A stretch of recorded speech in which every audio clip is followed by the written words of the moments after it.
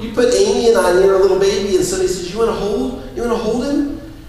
My response is a little different than Amy's. Amy's just like washing her hands already with soap, and she can't, and she's gooing and cooing and all this stuff. And I love babies. I do. I love them, but, you know, I'm afraid they're going to spit up on me or, you know, poop while I'm holding them or whatever. And it's okay. That's okay. Sometimes our displays of affection, maybe thinking back to a boyfriend or girlfriend or to a husband and wife now, just the way we respond. Some people respond softly. Some are quiet. Some are loud. Some are private, more private in their affection. Some are out in the open. I understand all that. It's part of how we were made.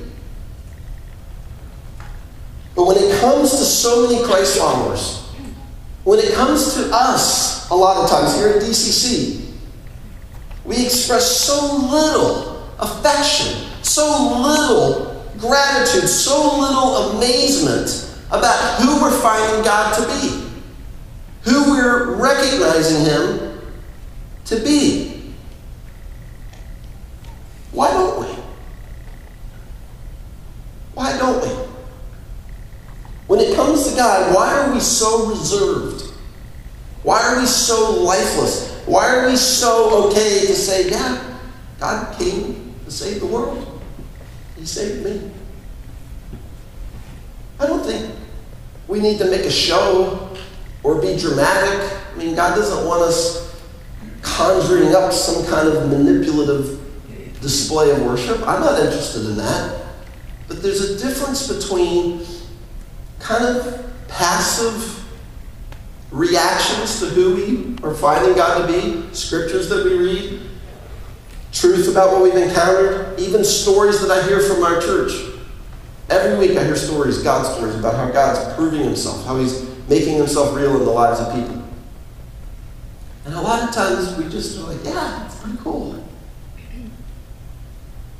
And I want to just say that I think that's why we so quickly fall back into wondering where God is, questioning if He's left me, does He still hear me?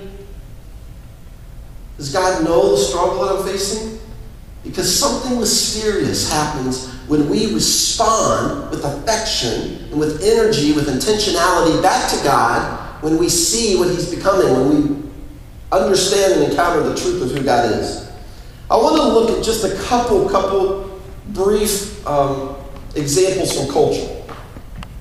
Because when we're in culture and we're around something or responding to something that's become a priority to us or something that we value to some degree or another, we're not that inhibited in our response.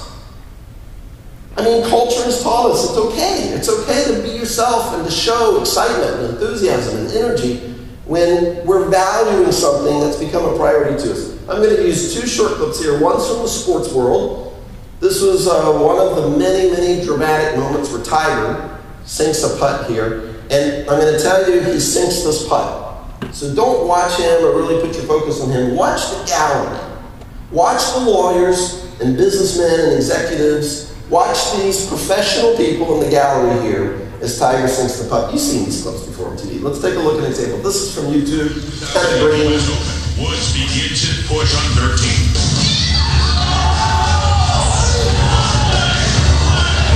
Watch the attorneys.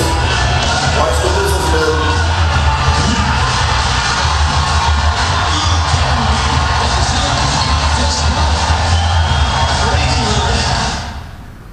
I mean, you would think they each just personally won $10 million. I mean, it's Tiger, and that's cool. It's great. I've done this. Yesterday, I'm in Richmond at our girls' game, and I mean, people are going, people's faces are painted, people are stomping on the bleachers. You've been in these places before. And it's awesome. There's nothing wrong with that. I love these moments. I love being in these moments. But in culture, these things are accepted, aren't they? Where we just, man, that was freaking amazing. I can't believe it. People are spilling beer on each other and acting just, you know, professional people who paid a lot of money, wealthy people, to be at something like this, stand on and you freeze frame this. There's 300 people, their arms straight up in the air, acting like